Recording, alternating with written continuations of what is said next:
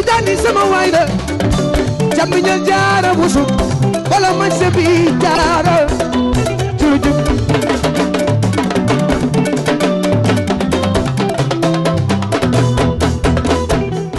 les mêmes faits, les mêmes actes n'allaient pas se reproduire. Alors, on va prendre toutes les dispositions nécessaires à la délivrance d'un permis de conduire pour qu'il soit en règle.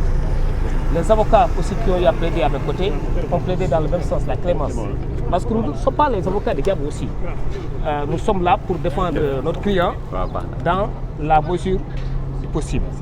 Ce qui est possible aujourd'hui, c'est qu'une application bien faite de la loi devrait se faire quand même à son profit. D'autant plus que je l'ai dit tantôt, il a reconnu les faits, il a présenté ses plates excuses, étant entendu que c'est un délinquant primaire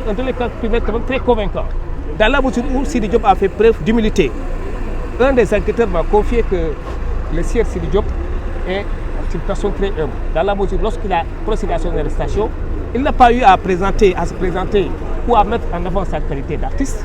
connu et reconnu, mais tout simplement il a eu à présenter plutôt les pièces afférentes à la circulation du véhicule. Alors parmi lesquelles pièces, il y avait une assurance, une police d'assurance quand même, qui n'était pas la bonne. C'était une fausse police d'assurance, mais on lui a délivré cette police. Là, l'enquête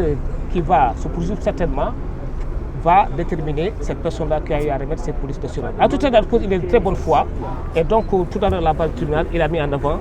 sa bonne foi. Vous avez entendu les réquisitoires des procureurs et vous aussi vous demandez une dispense de peine. Pouvez-vous avoir bien? Oui, bien sûr. Dans la mesure, vous savez que c'est vrai que tout au début de l'audience, le procureur de la République a posé des questions très pertinentes, allant dans le sens de rappeler le prévenu quand même à la raison, à l'ordre. Comme quoi que il est hors de question pour lui quand même, qui est un chanteur reconnu et connu, de ne pas avoir en possession de lui toutes les pièces afférentes à la circulation de son véhicule. Et c'était important. Mais elle a fait à la longue, lorsqu'elle a pris son réquisitoire, elle a demandé l'application de la loi. Certainement, elle a eu à prendre en compte la bonne foi du sieur Sidi Diop, mais également sa modestie. Et en l'espèce, je l'ai dit tantôt, nous pensons que la loi devrait s'appliquer de sorte que, en pareille situation, le prévenu puisse quand même bénéficier d'une application bien vers la loi pénale. Pourquoi pas un sursis. Et tout à l'heure, le président du tribunal,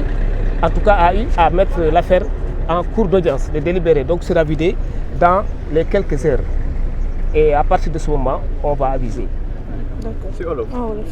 waa léegi nag yéen a ngi woon si salle bi ay 5 avocats la ñu woon may gërëm samay confrères yi maître Aline Badara Fall, maître Abdoulaye Tall, maître Khadim Kébé représenté maître Bamba Cissé ak maître Adama Ndiaye également plaidé nañ si dossier bi. Bon ñun ni bi ñu plaidé sànq wax nañu tribunal que ne Sidi il est que vrai que juum na nu mu juumee mooy dafa dawal te yorul permis de conduire. En plus assurance bi baaxul woon mais si côté assurance bi nee na ki ko jaayoon oto bi moo ko joxe noonu assurance bi ak passava bi loolu du coobareem bon en tout cas defarul assurance bi lu ñu ko mën a toppee rek mooy permis sans conduire da doon dawal oto te yoroon permis te biñ ko laajee aussi dafa ne dafa bëggoon reeri ji chauffeur bi nag dafa absenté woon ci la profito dawal oto bi gaa distance bi soriwul ay quelques 500 mètres amul woon benn intention pour dem ci sori wala def naka si dul loolu bi ko gendarme bi arrêté nag si à hauteur rond-point Pikine bi si Elton bi fu mu nekk alors ci lañ ko contrôlé à l'issue du contrôle nag gendarme bi dañ jàpp ne amul woon permis amul woon assurance ci kaw loolu nag procureur nee na li nga def nii waroo ko defati parce que du yoon vu sa statut chanteur la ñëpp la xam da nga war a joxe bon exemple parce que xale yi aussi dañuy roy si yow moom aussi wax dëgg yàllam ku humble la ku mandu la à la barre gis ngeen ko lu mu taxawee taxawaay bu correct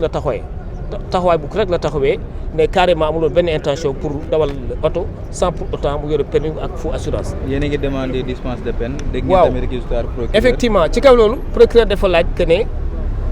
moom dafa sakku yoon appliqué wu yoon def liggéeyam bon ñun nag bi ñuy jëlee parole dañ ne yoon moom dina def liggéeyam te yaakaar nañ ne yoon et en application d'une bonne politique pénale ci yi ni mel dafa war a joxe benn décision bu clémente dans la mesure où Sidi moomu ñuy topp dawal sans permis ak yore faux assurance moom amul woon benn coobare amul woon benn intention dawal oto te assurance bi baaxul permis bi moom reconnaître na ko nekk du amati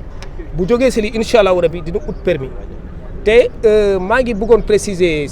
si kii bi si assurance bi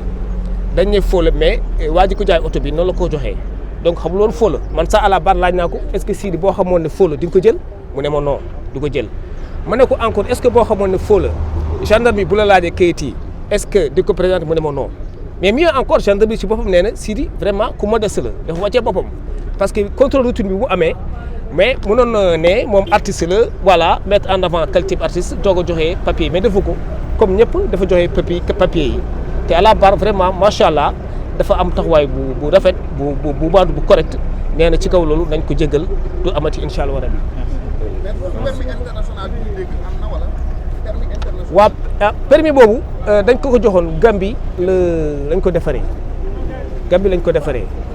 permis boobu may na ko aussi mu dawal oto fu mu ko neex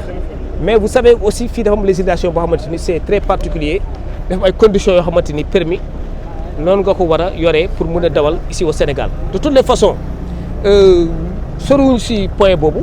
ce qui est constant c'est que amul woon permis parce que permis Sénégal fii gendarme bi moom lañ ko laajoon mais du moment amu ko dañuy jàpp ne conduite sans permis bi encore que une fois permis bi muy wax nekkul woon ci moom dafa ne permis bi dafa amoon ku ko sàcc et effectivement wax na dëgg amoon na permis international mais dañ ko sàcc ci kaw loolu aussi malgré tout quand même dawal na oto bi sans permis biñ ko arrêté aussi nee na carrément bu doon permis te assurance bi biñ ko laajee gendarmerie nee na assurance bi baax na mais finalement bi ñu defee réquisition laaj assureur bi dañ ne assurance bi baaxul maa ngi leen di gërëm jaajëf. di daani sama waay la jàmm ñal jaara busuk wala man sa bi jaara